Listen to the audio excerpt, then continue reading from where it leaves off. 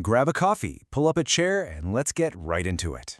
Today we're going to talk about something that is probably taking up way too much of your time, and honestly might be causing a few headaches around the office. We're talking about presenting data. This explainer is going to completely change how you think about charting and visualization. We're going to strip away all the complexity and just focus on what actually matters. To start us off, I really want you to picture this scenario. Your department manager opens up a brand new, highly anticipated dashboard. The analytics team has been working on it for weeks. It is absolutely packed with visuals, just literally bursting with data. But then, the manager asks one simple, incredibly basic question. Which product is selling the most? And silence. Nobody can answer immediately. Everyone in the meeting is just kind of squinting at the screen, trying to decode a sea of colors. I mean, it really highlights the sheer absurdity of so much of our everyday workplace reporting, right? The manager is staring at 15 colorful charts, gauges, heat maps, the whole shebang. Everything looks incredibly impressive, but there are zero clear answers. Listen, if a visualization makes you work harder just to find a basic number, it has failed. If it doesn't help someone actually make a decision, what is even the point of the chart? So, let's dive into exactly how we are going to fix this together. We'll be covering the dashboard dilemma, putting questions first, choosing the right chart, visualization sins, the decision framework, and finally, some real business examples. Starting with Section 1, the dashboard dilemma, from decoration to decision. If a chart is just sitting there without driving an action, it has absolutely no business being in your presentation. And this brings us to your new golden rule. Seriously, make this your mantra. A chart is not decoration. A chart is an answer to a question. I want you to repeat that to yourself whenever you open up your visualization tools. A good chart shouldn't be a piece of modern art. It needs to be a direct, clear answer to a burning business question. Moving to Section 2, questions first, the fundamental rule of data. So many folks go wrong by just randomly picking a chart type from a drop-down menu because, they think a pie chart might look cute on slide 4. Please don't do that. You always have to start with the question, because the question dictates the tool. If your question is, which category is biggest, you need a bar chart. Asking, how did sales change over time, demands a line chart. How are two variables related, means you need a scatter plot. And if you genuinely need to know how one whole is divided up, that's when you might use a pie chart. Question first, chart second. Always. Section 3, choosing the right chart, the analyst toolkit. Let's build out that toolkit right now, starting with the absolute workhorse of business reporting, the humble bar chart.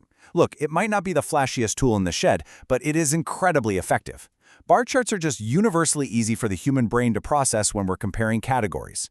Whether you're looking at sales by product, employees by department, or leads by channel, a bar chart is usually your clearest, most straightforward path to an answer.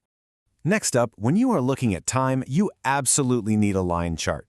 Just look at the comparison here. If you throw monthly revenue into a messy, confusing format, it's a complete jumble. The viewer has to work way too hard. But look at that clean line chart next to it. Boom, it instantly shows a very clear upward trend. They answer the critical question instantly. Is our metric increasing, decreasing, or just staying stable? Oh boy. And then there's this one. The infamous 12-slice pie chart nightmare. We have all been in a meeting and seen this absolute monstrosity.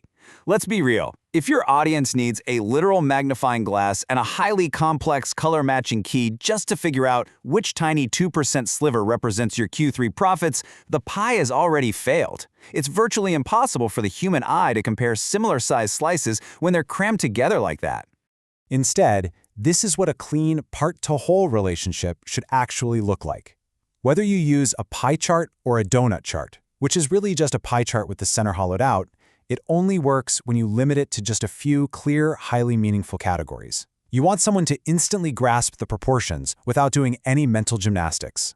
Now, what if your question is about relationships? Like, do employees who receive more training actually tend to perform better? That's where we map training hours against performance scores on a scatter plot. It's brilliant for revealing tight clusters and unusual outliers. But hey, quick, crucial reminder for anyone working with data, correlation does not automatically mean causation. Just because two things move together, it definitely doesn't mean one directly caused the other. Okay, Section 4, visualization sins. What to avoid at all costs. Honestly, in the real world, actively avoiding mistakes is often way more important than making things look pretty. These are the common visualization sins that just completely clutter our dashboards. We're talking about using way too many colors, cramming in too many categories, and those absolutely terrible 3D charts that actively distort your perception of the data. Add in missing labels, tiny fonts, and the worst offender of all, decorative charts that have no actual business question attached to them. And one of the biggest sins of all is a lack of honesty. Look at this first example. Wow, at first glance, that looks like a massive, explosive increase in sales, right? But look closely at the axis. It starts at 10 lakh rupees and ends at 10.5 lakh. It's only a 50,000 rupee increase, but it is wildly exaggerated by cutting off the y-axis. The second chart, the one starting at 0, provides the honest baseline context. The goal isn't to make the chart look impressive, it's to make the data understandable and honest. The exact same logic applies to color. Color has to communicate meaning and aid readability. It shouldn't just be there to make your slide pop. Use green for positive trends, red for negative ones, or just keep your chart a neutral gray and use one bright highlight color to draw the eye exactly where you want it. Please, for the love of data, avoid using 10 random attractive colors just because your software politely suggested a nice rainbow theme. Section 5, the decision framework, your new visualization habit. So how do we make sure we get this right every single time? I've got a super practical 3-step framework you can use from now on. Step 1, ask yourself, what am I actually trying to show?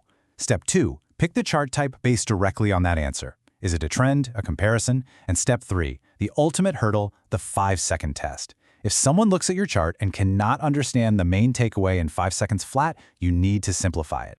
And finally, Section 6, business examples, putting it all together. Let's see how this actually plays out across different departments in the real world.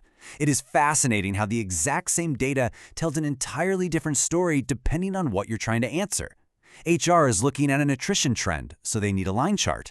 Sales wants to know revenue by region, so a bar chart is perfect. Operations is tracking delivery times, while product is looking at user growth. You purposefully visualize the data to answer each department's highly specific questions. Which brings us right back to our frustrated manager from the opening story. They return and open the dashboard again. But this time, it's not a confusing 15-chart nightmare. It's clean, it's purposeful, and it's focused. When they ask which product is selling the most, the answer is staring them right in the face through a simple sorted bar chart. You can almost feel the relief. Clear answers lead to immediate decisions. I want to leave you with this absolute gem of a takeaway. Good visualization doesn't make data prettier. It makes the truth easier to see. We are always aiming for clarity, honesty, and rapid decision-making. Don't ever ask your team which chart looks best. Instead, ask them which chart makes the decision easiest to understand. So, here is my challenge to you as we wrap up this explainer.